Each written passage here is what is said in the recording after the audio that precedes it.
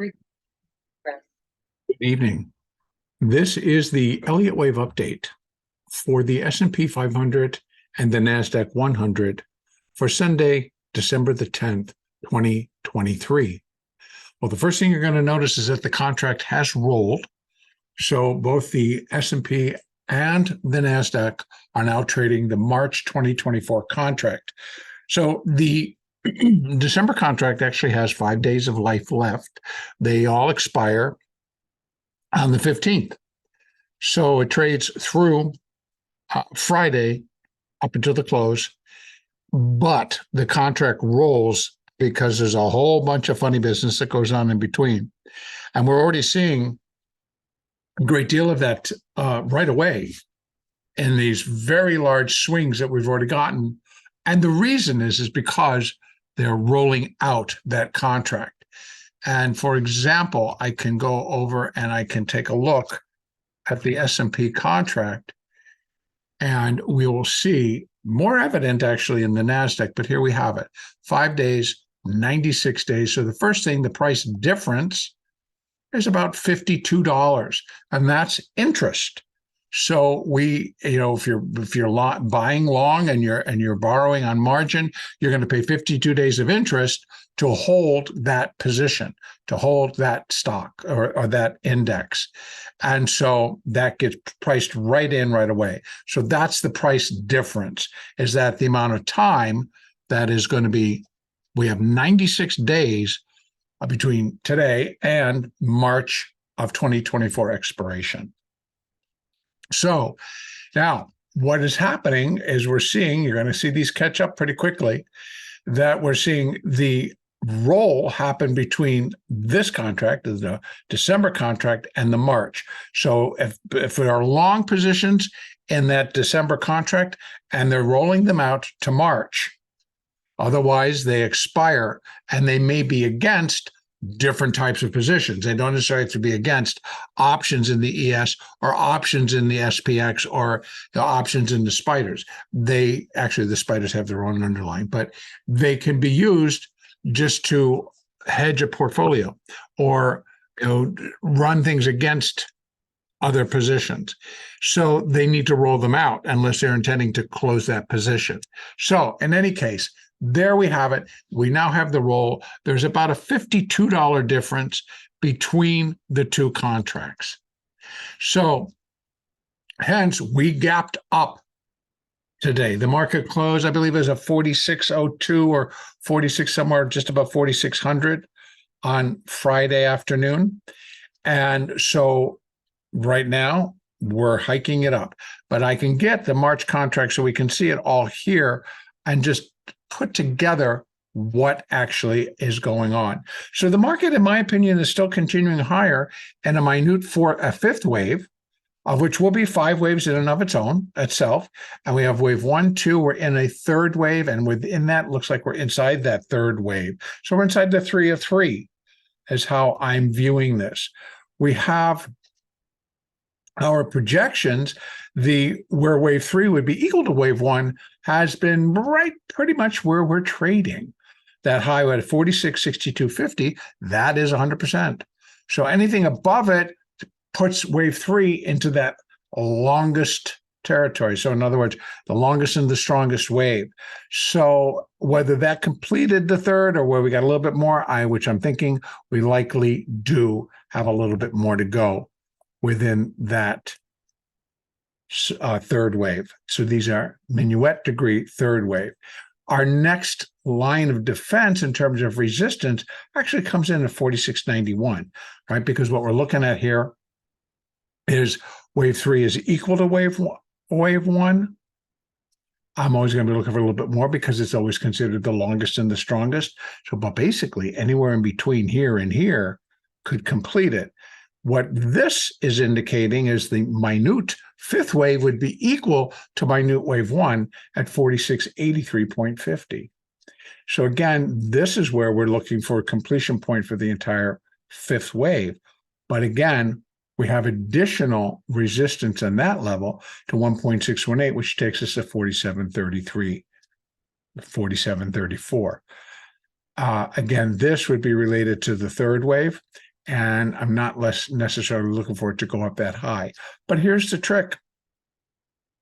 We should now begin, if they really are believing that we've got about 2 weeks left before Christmas, and that we've got to have this year-end rally, if indeed that's when it's going to happen, then we probably should start to begin it as we're heading into that December expiration, which is, I believe, a triple witching. So that next Friday is a larger expiration. So we not only own all the underlying, but we have, I think the bonds will have December contracts going off. We have just a lot of things expiring. So we have futures, we have options on futures, et cetera, all pulling in and expiring on December the 15th, plus all the underlying component companies and their options. So it should be fairly large. And it gives an opportunity for a lot of funds to settle out positions, carrying what they want forward, adding it to the portfolio in terms of if there are options that are going to expire or futures that are going to expire. So things kind of start to roll and you get figured in that way as well. So we should have, I think, a fairly active week as we build towards that Friday expiration. And I believe what I'm going to be expecting is a continuation of the upside, and possibly we get this thing all done. Now, again, if we're really thinking that this rally, the year-end type rally, the Santa rally, whatever you wish to call it, is going to carry out through the balance of December, then we are eventually looking towards these levels up in here, 47.38, 47.40, 30 to 40. So again, we had it here down below via the December contract. We had 46.40, 46.30 to 46.40. Now we're going to add $100. So we're thinking where we can end up with in minute 5 up here between 47.30 and 47.40, I'm going to call it. Now, we do likely have one additional up there is where minute 5 would be 2.618 times the length of minute wave 1, and that's at 48.14. That would push this index to an all-time high if it got there. Am I necessarily looking for that? No, I am still just looking for the completion point of the primary B wave. So primarily, I am looking for the additional completion of an intermediate ABC up to put in that finishing move for a double ABC to complete primary wave B and set the stage for a C wave decline. Just to kind of touch on, because I'm waiting for all the charts now to meld and to be put together, which TOS does pretty well. It was not showing today. If I go out to my longer term charts, are still kind of very off right now. So I got to wait for all that to work its way through and to kind of work and just to become clearer in terms of how things are all going to work out. But my long-term counts, I want to add this, my long-term counts have not changed. I still believe that we are completing. Again, now I'm doing this against what we saw happen within this rally phase and within the month of December, where we saw that breadth thrust indicator be triggered. And it was triggered in May, and it was triggered again in November. So even including that, it still fits within this primary B wave, and it still fits with how this count is all working out. I mean, I went back and I really looked at a lot of things, and I'm not going to change anything that really led up. So I'm not going back to 2009. I'm not going to go back to the pandemic. I'm fairly satisfied with how I've counted all of that out and then how the market is reacting now. I still am looking for a primary C wave down before we do get that larger rally. Now, the only difference, again, this is on my big picture, the only difference may come in that I need to adjust a degree. So in other words, we reached a cycle degree high in January of 2022. And what I'm counting as a primary A, primary B, I'll leave open the possibility that it could be a cycle B, which could push this market again. We could continue to go higher, run it right up to a new all-time high, Still then, I would likely move the degree versus the actual action of it being a part of a much larger continuation of a rally phase that I believe completed in January of 2022. Now, based on that, now again, that's the big picture. I really did want to put on a larger update, a podcast, the technical big picture update, but I'm going to wait until I get the charts together because this really had not been added in, and it just the roll happened today, so I've got to let all that kind of work its way into the charts, and then we will go from there. Now, what I find will remain interesting is how this all plays out. We continue to get that there's still that the Fed's going to start cutting, but I think that we need to start realizing why the Fed will be cutting should it happen in June, July, August, even as early as March. If we end up dropping into a recession where we're seeing this devaluation and the currency, this devaluation in the stock prices, it's not really going to have a lot to say about, these companies are really bad companies and blah, blah, blah. It is going to have something to say about earnings. It has something to say about the dollar. It has something to say about consumers having cash. It has something to say about interest rates kind of remaining stubbornly high, but they may start to pull them down. And it shouldn't actually give the market these great big boosts like the economy is great, because it's going to be happening within a recession. Now, again, that's part of a larger picture update, and I'm not prepared to really go into that right now. But let's kind of finish up the NASDAQ, because I do have one other announcement that I want to make and include today for everyone to start really considering. So again, I do believe that everything's kind of lined up right now. We got everything. There's the 200, the 50, the 20, the 8, all kind of lined up for this thing to continue. So our moving averages, at least on the hourly chart, are in place. Let me take a quick look at the daily chart and let's see what they look like out there. Here as well, they are lined up to go up. So we're in a good position to finish this move. And so that remains, and keeping it in a positive. Prior, when we were still working with the December contract, the daily was having a bit of a problem here. And I am going to get rid of that because I don't need that out there anymore. So even on the daily, here we have 3, then we have 4 coming in as a triangle. We're in that 5th. We did launch. We popped up out of that triangle, which is all good. And so things are pretty much on track, I feel, for the rally to continue to take us up. And we've made the adjustment to the fibs to include these higher levels. And again, if you were dealing with a futures market or even of anything within that December contract, it expires. So you likely have rolled it out, or if you haven't, you need to really consider to making an adjustment to your positions. If you're shorting in a particular stock based on analysis, they'll show that we should start to decline. Outside of the Magnificent Seven, I think that you're likely sitting okay. It's many of the stocks. It's this greater portion of this rally has been in the Mag 7, and I would assume that is likely what may continue, with a couple of other stocks also participating. But right now, I believe what I'm going to be looking for is a continuation to the upside.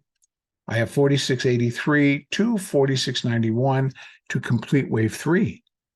This one is actually for the 5th wave, but I still will believe it's going to provide some resistance. Once I do get an internal third done, I'll be able to put a 4th wave, and I'll be able to use this against that, and then we'll get our final. But this continues to be where I believe the entire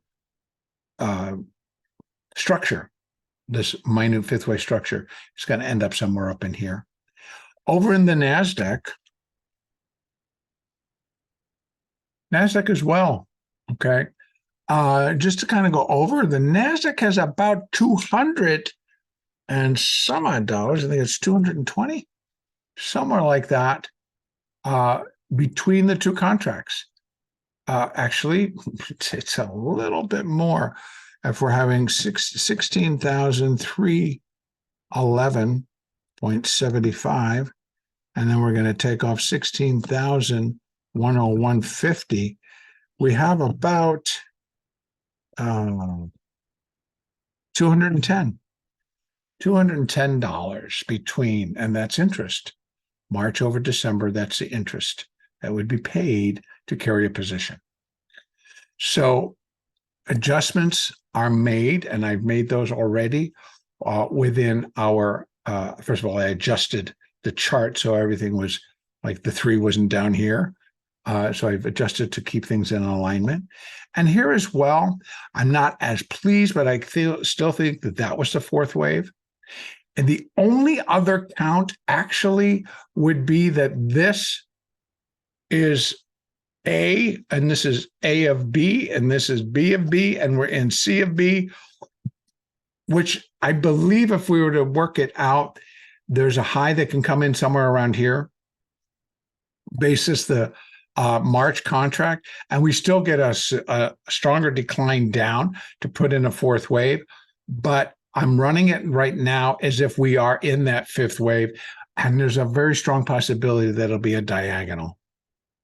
So if we start to get this diagonal going and we're working in getting it into a diagonal, I believe then this could be wave 1, wave 2, ABC up in a 3rd. And so I've run the fibs. Let's open it up so we can take a peek inside. Wave 1, wave 2, ABC, wave 3, 100%, right? Where wave 3 would be equal to wave 1 comes in at 16,369. 1.618, 16,538. So we could see a strong rally or just a mediocre rally. There's a smaller rally could come in. And again, it's still going to be counted. It's a diagonal, but it's a 3, 3, 3, 3, 3. So still a 1, 2, 3, 4, 5, but they're all going to come in 3s, and it will diagonal. It will produce this run. And if we're looking at here, minute wave 5, 1.618, right where we are, right where we've gotten. And that's right about 16,330. Our high right now is 16,323, 22.75. So we'll call it 23. And our resistance is 327 up to, actually, that's it, 325 to 327. So we're pushing up against resistance here. And whether that actually holds, I'm not sure. And that would be 1.618, where minute wave 5 is equal to 1.618 of minute wave 1, which was not that big of a wave, which is why these are a little bit lower. 2.618 is 16,577. So if we get this and we're in this, we finish a 3rd, we get a 4th, we get a 5. This is, again, the area. This one applies to the 3rd wave, so it still could be applicable. And we get a 4 and a 5, and this could be still applicable for the minute wave 5. So again, making the adjustments for the contract roll, we're still below the all-time high here in the NASDAQ, even within rolling contracts. So we've had now several. And again, so we're staying within parameters that are allowing us to continue to consider that this is, again, let me just move this out and take a look at it on the 4-hour chart. We can see a minor wave 4, we're in a minor 5th wave, bring it back down to that hourly chart. And here we're going to open it back up. We're in a minor 5th wave. And so these actually are within that minor 5th wave, let me go back out. We are in minute 5, right? So I went all the way out to look at the 4-hour chart. Minor 5 started down here. If we take a look this way, we have minute 1, minute 2, minute 3, which was the huge. Considered we had all of the breadth thrust indicator triggering right in here. We had tremendous rallies. We had it subdivide and then subdivide. So this was a glorious 3rd wave. Then we had a 4, and it can still be within 4. We've not yet gotten above that level, which is 16,417, according to the December contract. We've not broken above. On the December contract, it was 16,250, 52 or something in that area. So we have not broken above that high yet based either contract. So this still could be a wave 4, and it will just end up being very flat. And what I mean by that, we get an A wave, we get an A, B, C, B wave, and we come back down towards this area for a C wave and put the 4 over here. Now, am I looking for that right now? Stranger things. So if they start the week by kind of toppling a lot of what they put on in preparation for Friday, we don't know exactly how. So I'm playing both sides in terms of presenting analysis, a continuation of wave 3, or even a continuation of, if this was indeed going to be an A, B, and a C wave, 1, 2, 3, 4, 5, we still are likely going to get up to 16,369, 370, even if, and then turn. So if it's an A, if this is A, B, C, B, and we get a C wave down, it'll come in 5 waves. It should be pretty strong, but it should be fast and get us down there. And then we still rally back up. That would be the ABC, and we put a 4 over here. If a 4 stays in place here, we get a 1, 2, and here again, we start to look at, is it going to be a type of a triangle? No. I think we could have wave 1, which is 5, wave 2, which is an ABC, 1, 2, finish a 3, 4, and a 5. Or it actually could diagonal. And so we have a diagonal in both markets. It does fit. And then we'd still be looking at 15,577, possibly. I'm not going to go out there to that far. That is the minor wave 5 at 17,677, which would put it into new all-time high.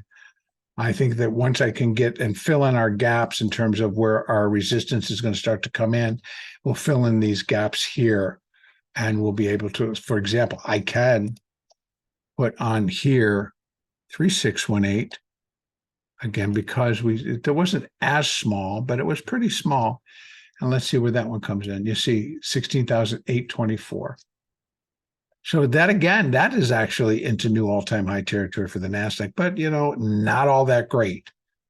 So we have numbers. We have it up. The previous high is 16,768. So that's as high as it got in January of 2022. So again, pulling this open and oops, oh, come on. It is such a pain.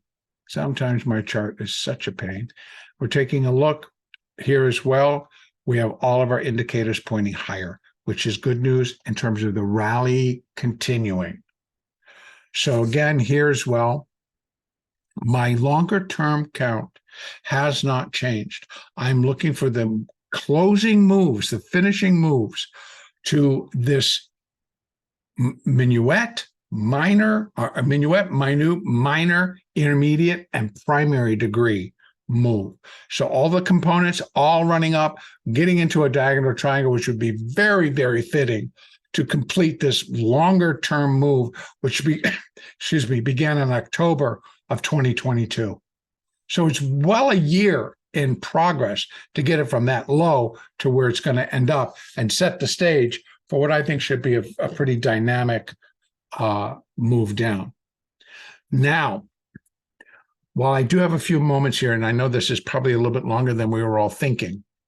Now, what I really want to talk about right now is I am working together with a colleague that has come on board and actually was a coaching client and has learned Elliott Wave, has got some superior trading skills.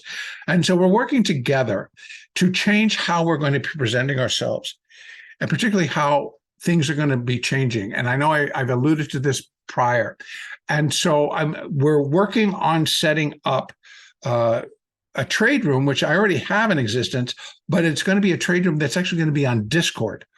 So we're setting up the servers, we're setting all that up, and it's going to be operated with, I know you're all coming on to get my updates via YouTube. And so we're going to run through memberships on YouTube. And right now we're going to have different levels of membership. But what I want to make really clear is that I have been talking about during the week, it's like, oh, it's a great trading day and plenty to do, nice P&L by the end of the day. And that continues to be an accurate picture. But I want to make a trade room available at a reasonable price. So we're going to have different membership levels. We have our basic membership level, which might be called bronze. And within that, traders and subscribers would be able to come in and get the daily analysis and the big picture updates, et cetera. That will still be available, and it would be through YouTube. Then we have a next level up where we're going to include additional analysis tools, additional things, but primarily all the way up towards that top, either on like a gold level or platinum level, we're going to have a trade room. And in that trade room, you're going to have my analysis on an intraday basis, but plus the analysis of all of these moves that we are capturing and how we do it, and what the calls would be, and where we're running algorithms that capture these types of moves, and you get the signals, this, and this. So in essence, this is Friday, folks. This was the start. And then we jumped into this one. And by the time this finished, we had members of the trade room that had met their goals for the day. And by the second half hour, definitively had met even larger goals. And I'm talking between, $500 and $1,000.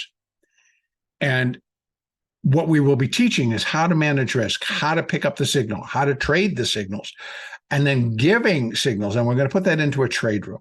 So more on this as we start to put it together. I will be putting it out in a separate video so that everybody will get an idea. And then once we have those levels set up on YouTube, people will be able to start subscribing to those levels. The trade room will then would be opened, and we'll get this whole ball of wax going. If you have any questions, if you have any comments on it, you can leave them in the comment section. That would be great.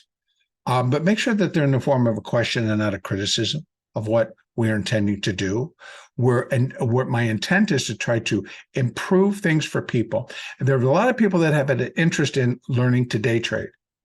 There's a lot of money to be made, and you can still carry a longer term position, but trade shorter term while you're waiting for something else to come in. There's all kinds of things that really can help.